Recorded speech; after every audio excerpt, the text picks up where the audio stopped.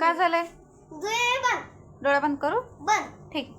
चल, डोळे बंद केले मला चालतं कसे येईल? चल, काय झालं आता? उघडू उघडू का? खरं बर. 1 2 3. बापरे, किती छान पूजा केली मी ना. वाव, छान. खाली बी बघ.